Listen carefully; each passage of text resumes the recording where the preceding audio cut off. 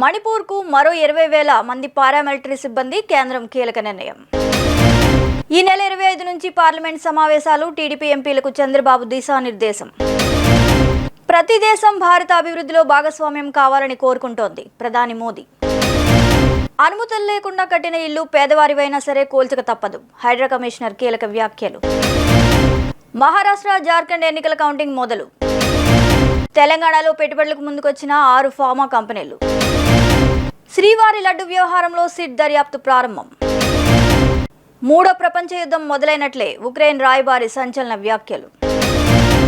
రాహుల్ గాంధీ, ఖర్గేకు 100 కోట్ల పరువు నష్టం నోటీసులు. మహా ఎన్నికలకు ముందు డబ్బులు పంచినట్లు బీజేపీ నేతలపై ఆరోపణ. ప్రభుత్వ భూముల ఆక్రమణలతో పాటు బలవంతపు భూసేకరణ ఘటనలపై కఠిన చర్యలు తీసుకోండి. పోలీసులకు పవన్ కళ్యాణ్ ఆదేశం. మరిన్ని అప్డేట్స్ కోసం please subscribe our channel VST news.